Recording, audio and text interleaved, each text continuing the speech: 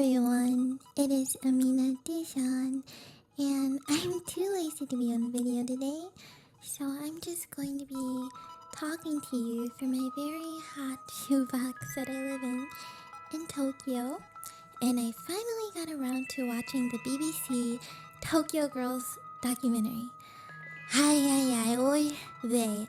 So, for anyone that doesn't know, this documentary covers idol culture in Japan, primarily underground idols, following solo underground idol Hiragi Rio, Yuka from PIDL, and a kids idol group Harajuku Monogatari, or Harajuku Story.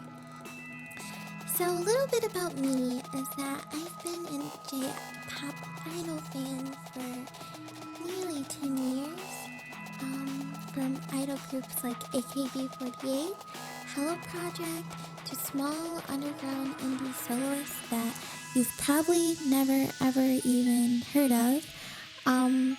I've seen the rise of Denbagumi Inc., Baby Metal, and I've worked as an idol in Japan as a soloist and professionally since I was 18 until I was 20, but I actually started my you can say career as an idol when I was around 16 in America at small events, maid cafe, things like that. So I have some background. I'm not like some super famous person, but I've been in a professional idol group and I've done cameo for different groups, and I think I'm quite versed in the idol industry. I mean, I have a lot to learn, but I think I know too much about this topic. So I'm personally quite critical of the ills of idol culture. I think that Japan has a long way to go when it comes to sexism, and I'm very okay with outsiders critiquing it. I know a lot of idol fans have these rose-colored, rose-stained glasses, and they can't see reality, but I think I'm quite fair with criticism. I think that idol culture should be critiqued. However, I think that critique should be from an educated perspective. So, to be quite honest, before I watched this documentary, I was cringing enough, and I criticized it a bit on Twitter. And you know me, I have Twitter fingers, but someone responded and I was like, oh, just give it a chance or something, and that's before it came out. So it was quite daunting, I admit, to actually go and watch it, but I thought I should watch it before critiquing the movie. And to be honest, to give a real perspective, it was not as bad as I anticipated it to be. I thought it would be way worse than what it was. That doesn't mean I necessarily like it or that it was good or it was great, but it was better than I expected. Excuse me, I'm gonna drink a little bit of water.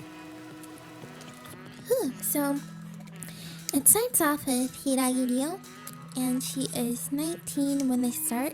I think it ends around the time she turns 21, but it's 19. She's 19 when she starts, so she's an adult, which is important to remember. But she's quite popular in the underground idol scene. I remember hearing about Hiragi Rio a lot of times before. She's not forced to be an idol. She's not being trafficked. She's not being held against her will. And guess what? By Western standards and Japanese standards, she's an adult. And she's choosing this by herself. So sure, her overzealous fans, they were in their 30s or 40s that they showed in the documentary. They may seem creepy and shocking and scary, but I'd like to remind you that that's exactly what their purpose is. By purpose, this is what I mean. So from my experience, I'll say that I've watched and I've been a part of, and I've had friends be a part of a lot of documentary programs like this in Japan and outside of Japan. And I'll say this, they routinely paint idol fans, otaku, overzealous nerds, that kind of culture, as disgusting degenerates who should be doing something productive with their lives, and that the girls they usually show the girls that are independent, like adults. They'll say they're like, oh, they're emotionally unstable, they're ignorant, they're silly. I've seen a lot of Japanese documentaries about underground idols, and this is kind of the consensus. They kind of show both groups as having, arrested development. But the documentary later goes on to show Yuka from the group PIDL, who is 22 at the time of this filming, an adult. And her number one and perhaps only fan, they show this guy's room and he's like a super fan. So he said he spent $2,000 a month roughly on her, but I mean, it depends on what his job is. He didn't have kids, so who cares? But are these men deeply invested? Yes, they are very invested. However, these are not the average idol fans. They aren't. These are the biggest people that are like really into it. They aren't the average fans. And of course, this documentary is gonna show like the craziest people. They're not gonna show like the normal people who just, do it as a hobby. But the only reason why we think this is weird, a grown adult man who has his own money, neither of them were married, neither of them had families, supporting adult women who were not being held against their will, is because we see their hobbies unorthodox. That's the only reason why this makes people feel uncomfortable. If these men were fans of football, attending every game of their favorite player, if they were spending thousands of dollars a month on, football or NASCAR, I don't know what men like, but something like that, we just say boys will be boys. But because men being interested in something feminine but not inherently sexual, we think that, no, there must be something sexual about it. It must be. There must be something deviant and strange about it. Not that, women have more to offer than sex, and that men have more that they're interested in than depriving young women, but no, it must be something horrible. But I mean, have you even seen the way some American men worship LeBron James? The entire city of Cleveland basically has a cult dedicated to LeBron James. I mean, celebrity worship is not exclusive to J-pop idols. It's quite pervasive and, culture globally. That's just the world that we live in. I do think there are some aspects exclusive to Asia and Japan. However, that's another topic, so let's move on. The documentary goes even further to show a kids' idol group Harajuku Monogatari. So, I've performed alongside kids' idol groups.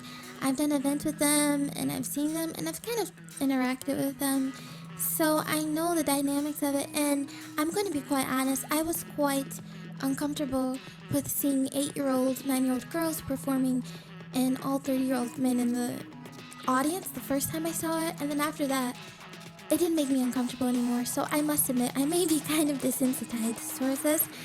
However, in this particular scene, there is a gross mistranslation. One fan says that the girls are underdeveloped and that's why he likes them. And the Japanese term that he uses is kansei sarete inai. Kansei sarete inai. Kansei sarete inai. That does not mean underdeveloped. This documentary presented in a way that the guy was saying that they were physically underdeveloped, like some weird pedo gross meaning. But this literally, kansei sarete inai, literally means not completed. And he's talking about their temperament, their personality, their skills not being completed, and his interest in watching them grow into becoming great performers. And this, from a Western perspective, even though he's not talking about physical development, this still might sound kind of creepy, but this mistranslation is disgusting in my opinion because, I don't know, I just expect better from the BBC, but this is kind of reminding me of like a reality show or something. Like, if you're gonna present a documentary, at least have it translated properly without your own agenda and let the viewers make their own opinions. But yes, what he used meant not completed in a metaphysical kind of way. And so, this, like I said again, this does sound kind of creepy, even though he means temperament or personality. It may sound creepy to people. However, we have to look at Japanese culture. And there's an idealism in Shinto and traditional Japanese culture of things being unfinished, unrefined, beauty and things that are temporary. And even if you look at the concept of wabi-sabi, something that's, kind of off, or something that's not quite perfect being beautiful, I think that's kind of the concept they were going for with this. And they had a beautiful moment to use this as a teaching moment, even cross barriers between Japan and the West, give some insight, and let the viewers make an opinion if this is creepy to them or not. But instead they chose to mistranslate this, which loses some credibility for this documentary. But instead of looking at Japanese culture, it just feels like they want to shock people, and that doesn't seem fair for a documentary to do. But let's go on a little further. So, I'd like to reiterate that I'm not one of those people who says, well, it's their culture, so you can't say anything about it. That's quite silly to me. There are plenty of cultures where infant genital mutilation and plenty of barbaric practices are quite normal. I don't think it's right because it's someone's culture. I mean, crazy stuff can be your culture, but it doesn't mean that it's necessarily right. So I'm not going to use the excuse that this is Japanese culture, so you need to look a blind eye, because there are many things about Japanese culture that's not necessarily perfect. However, they need to analyze this culture. They need to analyze, why is this happening, instead of just saying, oh, it's creepy guys. So another thing is, I know from my own personal experience how these companies squeeze these otaku, overzealous fans for every cent they can. These companies are dirty. They want to make money. They don't care about the girls. They don't care about the fans. Nothing. And I understand, they want to make money, but at the same time, it's quite harmful for the culture. Also, a lot of, I just feel like every company and their mom is like making idol groups these days. But let's move on. I've had creepy fans in the past. I've had idol fans that had stalkers. I've seen 6-year-old girls looking fatigued with stage mothers pushing them to do more.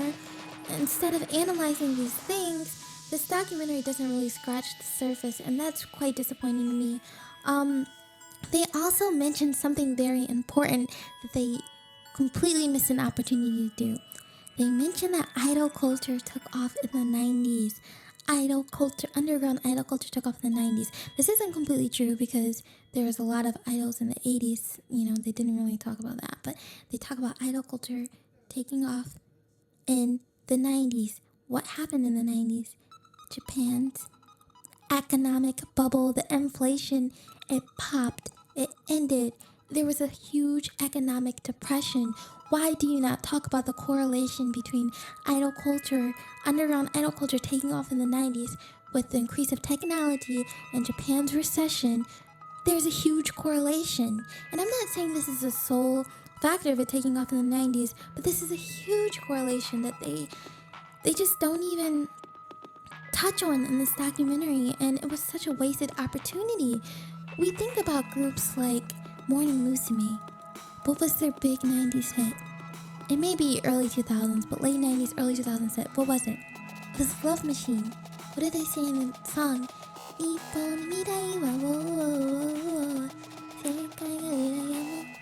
The future of Japan will be the envy of the world.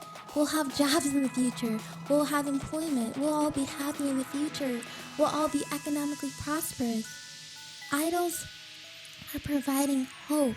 They're providing dreams in this time of economic recession in Japan, for a culture of men that is greatly emasculated, alongside now having lack of access to economics. Instead of even talking about this very clear correlation in the documentary, they completely just don't. And it's just really silly, because this is a huge part of Japanese culture, that the bubble and the popping of the bubble and the recession is a huge part when you talk about pop culture, and they just completely ignore it, which is quite disappointing. I would expect, like I said, I expect way more from the BBC. Girls performing as underground idols, I mean, you just think about it, they provided an escape for men who felt hopeless. You think about I mean, when you think about the most pure, happiest, unaggressive thing in the world, you think about a young girl. And I understand some people have horrible interests in young girls, and I don't advocate for those interests or those people at all. However, you can see why people like idols, because they're safe in a time of economic recession. You don't talk about this at all, and this is a very clear correlation socially, economically. I just don't understand why this documentary didn't talk about this. And lastly, I know I've been on quite a rant, but lastly, the documentary does not talk about female fans. There are quite a lot of female fans shown at Rio's concerts. They're shown all throughout the movie.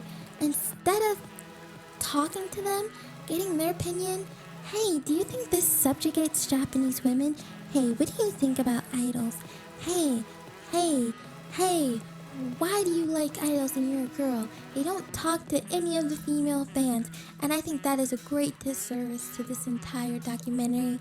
And it's quite obvious they had an agenda from the beginning that they were trying to push. The creator of the documentary even said that was her problem with being a woman in Japan, with things like idols. So, I mean, I'm not trying to be rude, but it was quite obvious that she had a strong bias before she went into it. Her own bitterment of being a woman in Japan. I understand Japanese culture is quite harsh on women, but if you're going to do a documentary, you need to show reality. And by not talking to female fans, it was a great disservice. They talk about women needing to be strong, and this image is a disservice to women. However, I would like to reiterate that, in my opinion, true feminism is about women having the choice to be submissive, dominant, girly, feminine, whatever they want to be. That's what feminism is about. So Rio and Yuka, they're both adults. Why is it wrong for them to pursue this line of work? It makes them happy. They're not being forced. The fans are happy. They're all adults. It might be fucking weird. I'm sorry for my French, but it might be really fucking weird. But that's what they want to do, and nobody's being forced, so who cares? And with the young girls, I'm really surprised they didn't show like a stage parent, because usually with the younger groups, I'm going to just say usually, almost always, there's like a stage parent behind the scenes. But that was quite interesting. I do have some problem with kid idol groups, to be quite honest, but I just don't think it was fair the way that they mistranslated everything in the documentary. I'd like to say a good point of this documentary is having Japanese psychologists and cultural analyzers speak. I don't think it would be appropriate to have Westerners, like some random Western doctor guy, like speak on this. It would have been really weird, but I'm glad they had a Japanese perspective. So I do respect them for that point in the documentary. I'd just like to say that it was really biased from the beginning. It painted a narrative. It reminded me of Japanese TV, to be quite honest. The way that there's, quite obvious propaganda from the beginning. However, it was an okay documentary. I don't appreciate the mistranslation. They could have done a lot more with it, and it's quite disappointing. However, I love sociology. I love looking into, documentaries like this. I watched quite a lot of documentaries about otaku culture from the 1990s to recent times, idol culture, things like that. And I'm still waiting on one that isn't grossly biased. So, yeah, it was quite interesting. I do have my problems with the documentary, but I suggest you watch it and make your own opinion for yourself. My name is Amina Dijan, and I hope to do more like podcasts like this in the future. I love you guys. Please follow me on Twitter. I have some recent music I'm working on. So yeah, love you guys. Bye. Have a nice and lovely day wherever you are.